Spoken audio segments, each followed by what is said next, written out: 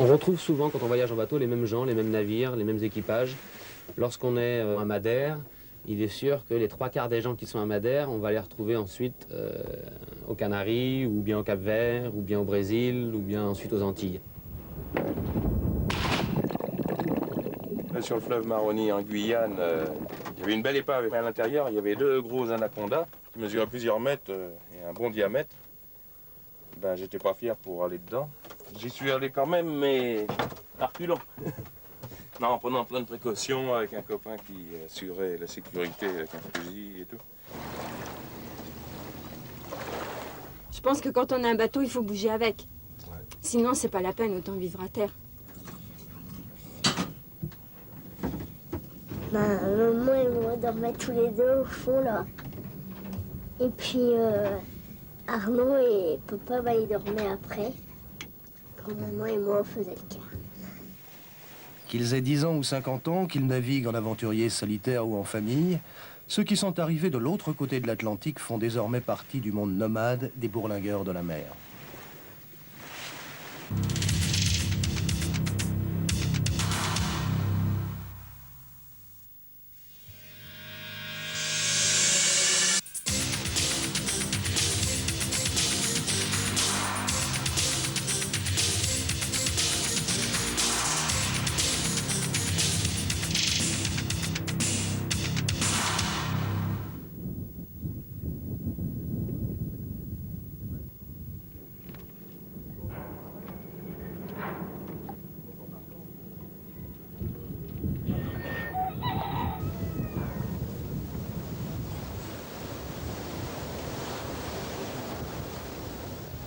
Île de Bécoué, à mi-chemin entre les Antilles et l'Amérique du Sud, dans les Grenadines. Les Grenadines, escale de rêve sur la route vers le canal de Panama. Chaque petite baie abrite un mouillage où se regroupent marins expérimentés ou débutants, médecins, ébénistes ou soudeurs, fauchés ou aisés. En fait, on retrouve toutes les classes sociales dans ces mini-sociétés où seul compte la loi de la mer, accueil et entraide. Chacun a sa propre histoire. Bruno, lui, était patron de bistrot à Perros-Guirec. Pendant 10 ans, il a rêvé de partir et en septembre 93, c'est le grand saut. Il embarque avec femme et enfants sur un bateau de 12 mètres pour une traversée de l'Atlantique éprouvante. Du mauvais temps, pas de pilote automatique, ce qui contraint à barrer jour et nuit. De quoi parfois douter du beau rêve d'Antilles.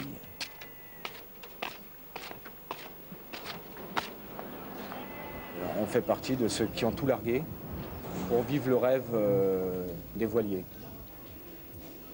On vient d'arriver, on ne sait pas, on se pose plein de questions sur comment ça va se passer et puis comment on va faire pour tenir le coup.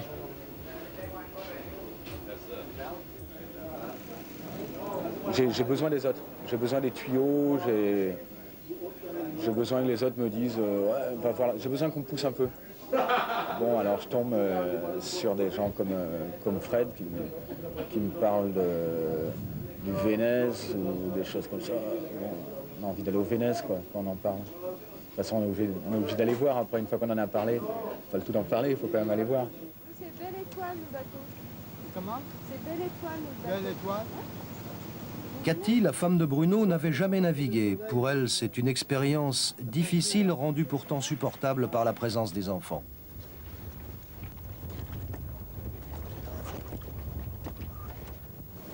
Arnaud a 5 ans, Coralie a 9 ans.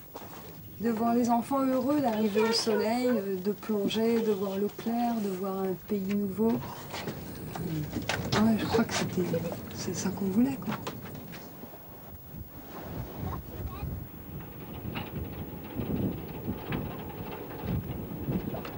Avant, je naviguais comme mousse et matelot sur des bateaux de commerce, des choses comme ça. Je passais à côté de plein de choses.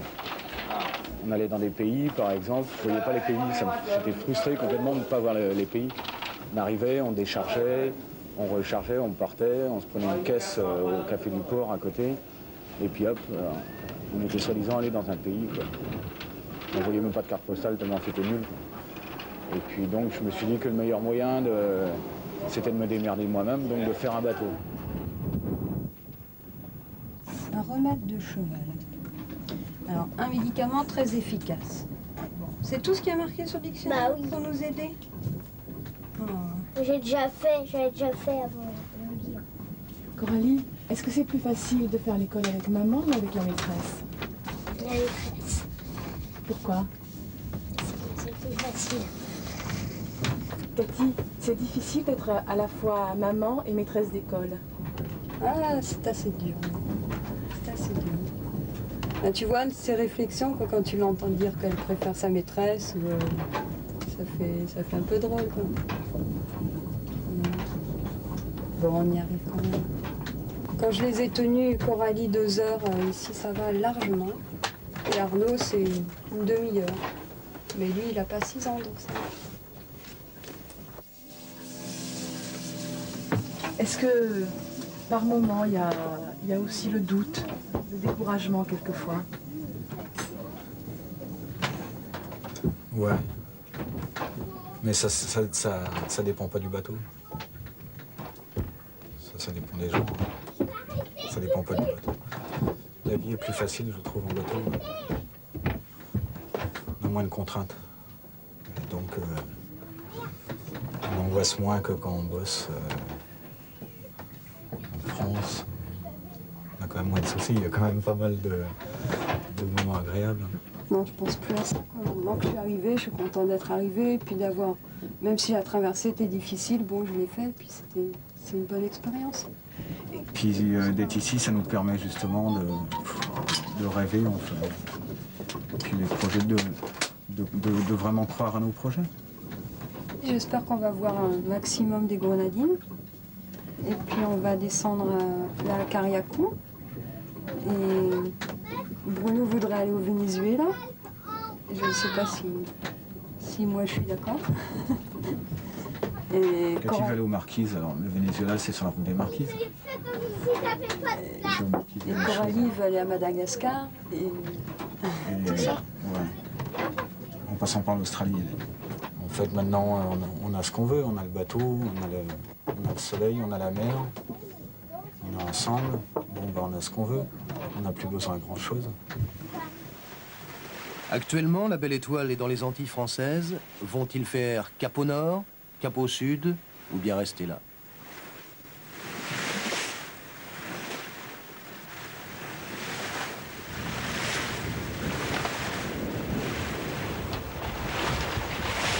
Il y a une théorie qui dit la moitié des gens qui rêvent de bateau construisent un bateau. La moitié des gens qui construisent un bateau partent avec ce bateau. La moitié qui part avec ce bateau arrive de l'autre côté de l'Atlantique. Et la moitié de ceux qui sont arrivés de l'autre côté de l'Atlantique traversent Panama. Donc il y en a peu finalement qui font le pas de s'échapper, parce qu'après c'est très loin. Quand on est passé dans le Pacifique, on est loin. Fred, 30 ans, navigue en solitaire sur ce bateau de 8 mètres. Ouais, ça fait 5 ans que je suis parti. J'ai quitté en Noël 88, j'ai quitté les Sables d'Olonne pour partir à Madère. Ensuite de Madère, je suis descendu aux Canaries. Mais je suis resté longtemps à Madère. À Madère, je suis resté 5 mois.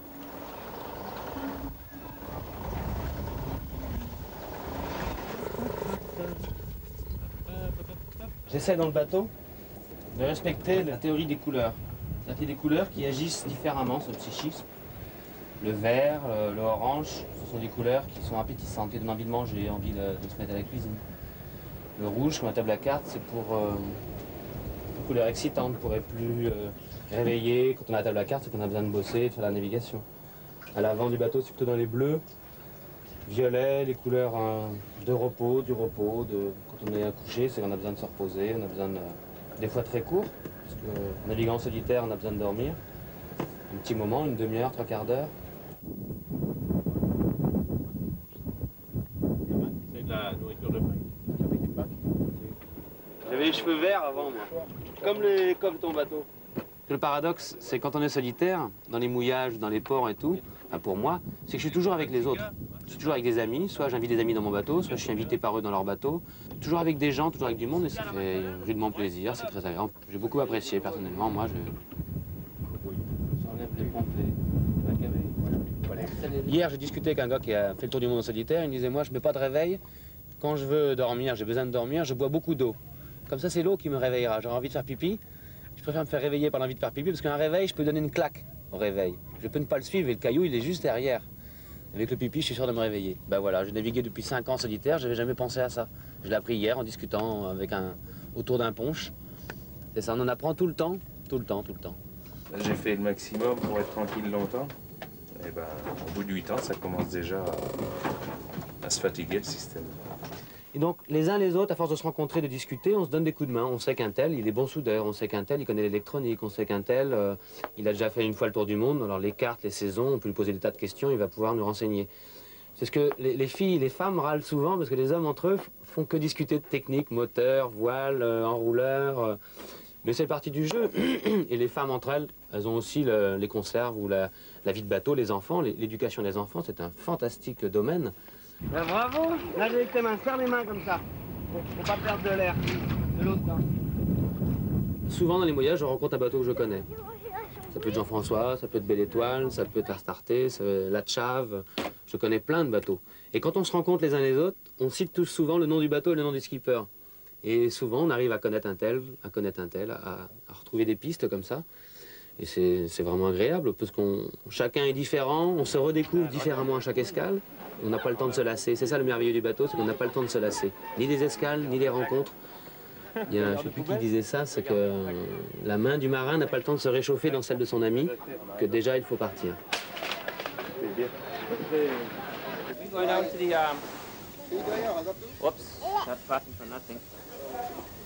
En tout cas, je ne suis pas parti pour revenir. C'est différent. Je ne suis pas parti pour rentrer en France. Je suis parti pour aller à Madagascar, pour aller dans l'océan Indien, poser mon bateau, qui est un petit bateau, vivre à terre, je pense, un moment. Mon but étant d'avoir un grand bateau pour terminer ma vie sur un grand bateau.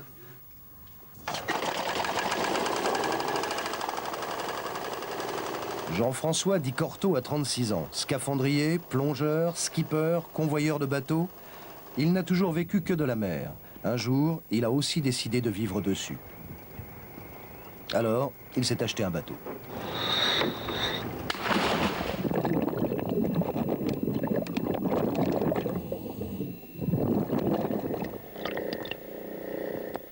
Il y a 7 ans, j'ai acheté ce bateau, je l'ai bricolé, et ça fait 7 ans que je bricole, parce que c'est jamais fini, surtout les bateaux amateurs comme ça.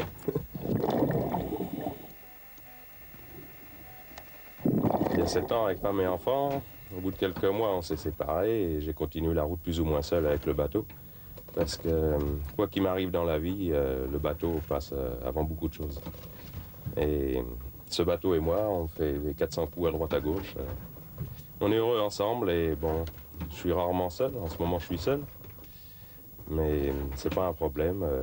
Tout est impeccable. Ça me permet d'aller aux endroits où je veux, quand je veux.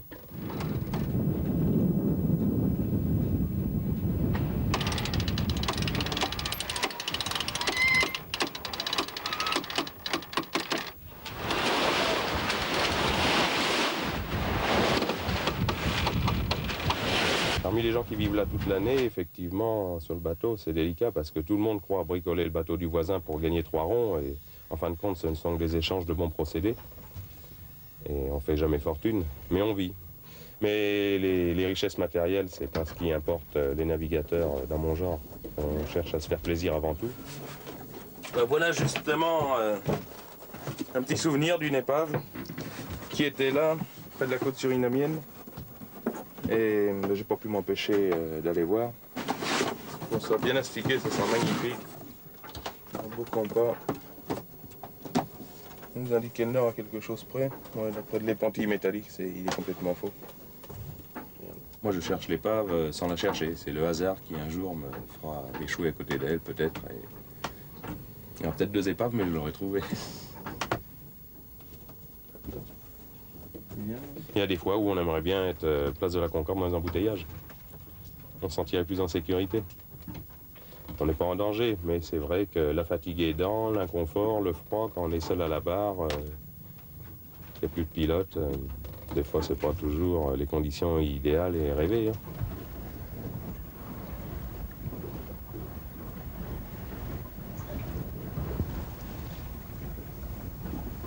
La plupart des navigateurs comme moi sont fauchés. Systématiquement fauchés. Mais on est fauché parce qu'on vit et qu'on ne travaille pas beaucoup. Si on travaillait plus, effectivement, ça irait bien. Mais un bateau à l'entretien revient excessivement cher. Et quand on croit avoir fini, ça recommence d'un autre côté, il faut encore toujours débourser. Il y a une grosse part du budget qui part dans l'entretien du bateau. Et d'un autre côté, on essaye de travailler suffisamment pour être à l'aise, mais il n'y a jamais d'extra.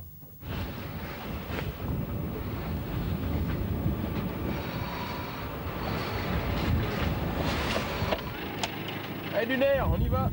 J'ai vu des vieilles personnes vivant sur des bateaux. Ils étaient un peu momifiés, leurs bateaux aussi. Mais ils avaient toujours cette spontanéité.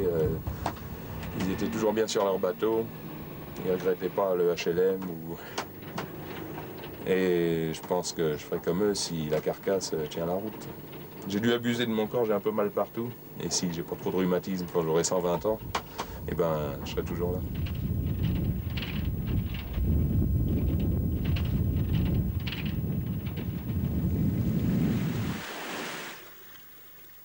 Baie du Marin, dans le sud de la Martinique, il est 7h30 du matin. L'amour, faut t'affoler, tu changes la caisse du chat. Ouais. Tu prends les bidons d'eau.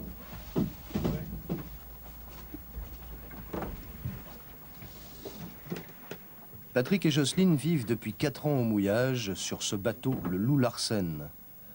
Eux aussi ont traversé l'Atlantique, mais pas en voilier, sur un porte-container.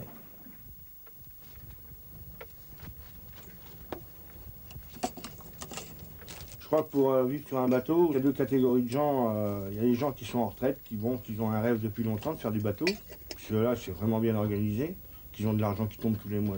Puis les gens comme nous, quand on ras-le-bol de la vie de tous les jours, et puis qui disent bon, ben, on abandonne tout, on a le courage de tout laisser tomber, et puis dire on va vivre comme ça au jour le jour. Tu veux un bout de fromage? Vivre au jour le jour, Patrick connaissait bien avant d'être sur son bateau. Carrossier, puis bûcheron, il s'est ensuite lancé dans la voltige équestre. Mais toutes ces décorations indiennes, là, c'est une passion des Indiens ou quoi? Ça, je sais pas, sur moi, j'aime bien les Indiens. J'espère même aller les voir, j'espère aller faire un tour au Canada, puis vivre avec eux. On a déjà vécu 3 ans en tipi, en métropole, été comme hiver. Et j'espère vivre avec eux un peu, faire une partie, une saison, quoi.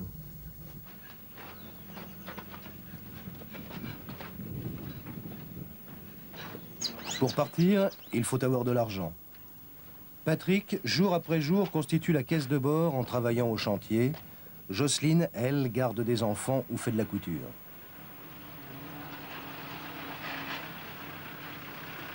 Beaucoup de bateaux de voyage sont en acier. Patrick a donc repris son ancien métier de chaudronnier et soudeur.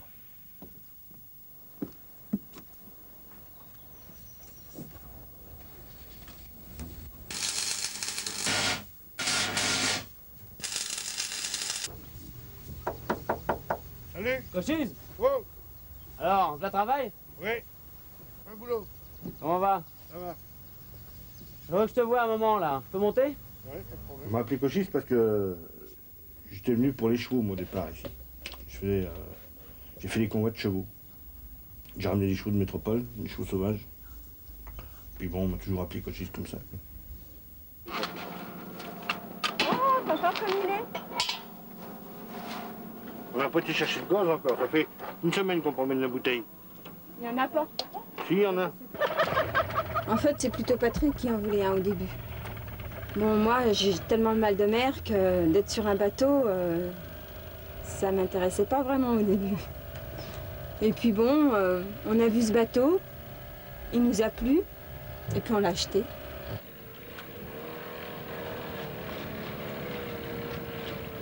On est bien rentré avec les gens, mais eux ils nous considèrent comme des gens de bateau. Enfin, ils nous considèrent comme des marins et qu'on n'est pas marins du tout, puisqu'on n'a pas encore quitté on n'a encore pas quitté la baie. Mais Jojo, ça te fait peur, ça, de quitter la baie un jour, ou t'as vraiment envie de... Ah non, ça me fait pas peur, non. Pas du tout. Comment t'imagines ta vie, là, dans les mois, dans les années qui viennent?